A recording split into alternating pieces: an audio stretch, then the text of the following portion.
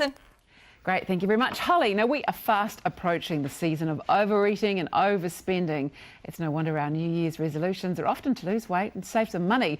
On Coffee Group, we are talking about avoiding overindulging with Rachel King and Tui Fleming. Morning to you both. Morning. Tui, let's start with you. It's a bit of a vicious cycle, isn't it? I mean, why do we feel the need to eat, drink and spend to excess at Christmas? Well, we want to let our hair down and be merry, don't we? And I think that's one of the key reasons, is overwhelm. During the year, we get so overwhelmed during the year that Christmas actually becomes a time for release, and that can show up in the form of indulgence or overindulgence, as the case may be.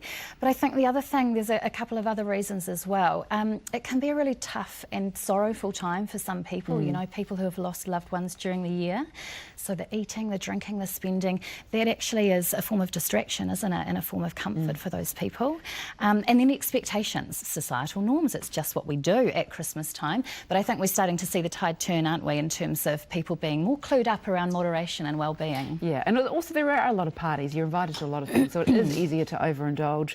Rachel, it's the time of year too when we tend to accumulate a lot of stuff. We've had conversations about stuff before. So, I mean, how do we avoid that? Well, I think the key is to have a plan. If you leave it to the last minute and you go to the shops to do your Christmas shopping, you're gonna buy ridiculous things that you don't really need or want for yourself or for anybody else. So a great little checklist for if you're shopping for kids is something they want, something they need, something to wear, something to read. And I'm not saying that you need to stick to that as a little measure of 4, but you can use that as a bit of a guide, because that guide will just help rein in, you know, the excess. Yeah. And another thing is to avoid just buying stuff because it's on sale. The retailers go nuts with the sales at this time of year, and if you just buy anything that's on sale, you will definitely end up with too much. I really like that about the kids too, because quite often you end up thinking, I just want them to have full Christmas Santa sacks, so you buy a lot of tat that they don't need. So that's a really nice little saying. I'm going to remember that. Tui, what kind of conversations do you think we need to have with our kids around Christmas time? Well, it's funny that you were just talking about that, because I think the kids are starting to have these conversations themselves. So literally just last week, my little 7-year-old came home and said, we were writing at school about Christmas today, and we had to write one thing we want, one thing we need, and one thing to give away. And so the conversation for us in our household is around the difference between wants and needs, and actually cultivating that attitude of gratitude, because we have so much stuff. And it was such a little perler. My little 5-year-old who was listening, and I said, well, how would you answer those questions? And so she told me one thing that she wants, and then she just looked at me with those, you know, sweet 5-year-old innocent eyes and said, but all I really need is my mummy and daddy. So now she's going to get what she wants. They're starting to get it, you know, the more that we can kind of give them this great advice and information, I think they're starting to actually kind of be more aware as well. My problem is that my children all need school shoes like a month before school ends. It's like I have to go and buy them, and they want, that's difficult. Rachel, what about being environmentally friendly at this time of year? Do you have any tips or tricks on that? Because it can be a time of excess waste as well. Well, again, I think avoid the $2 shops. Avoid the shops like Kmart, where you will inevitably buy far too much because it's cheap. So I'm not saying that it's wrong to look out for things that are on special.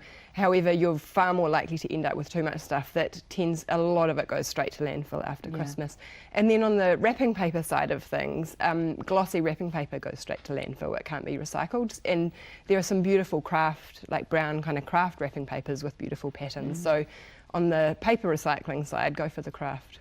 It's funny, isn't it? Because there's so much waste around the wrapping and everything else, which is my excuse for never wrapping things properly. Saying, well, you know, there we go. Environmentally friendly. Great. Tui, what about avoiding stress? What are some triggers that could set people off, and what can we do to get through it? So many triggers, but I just think, you know, again, back to the expectations piece, all of the triggers just about can be wrapped up under the heading of expectations. And, you know, remember that saying, shoulds are other people's wants. So actually, to not be triggered at Christmas time, it's about getting clear on what you want to do, who you want to see, where you want to spend your time, and really importantly, a really key question is, how do you want to feel?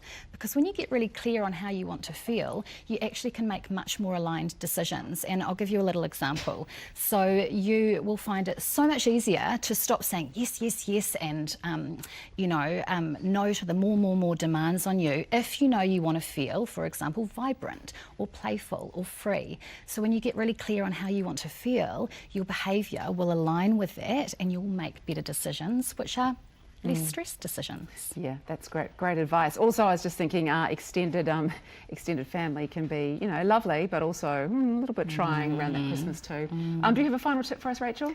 Well, I think on the overindulgence and overeating and that side of things, it's again what Tahu was saying, thinking about what you want. So being mindful about, like, enjoying yourself at Christmas time, enjoying what you eat and celebrating. It's a time to celebrate, but also being mindful and thoughtful so that you can enjoy it without having a total blowout. Yeah, think about what you're doing. Hey, great having you in the studio as well. I can always say that, can't I? Merry Christmas to you. Just about. No, I won't do that just yet. Thank you both very much. Well, thank you. Now, up next, Chef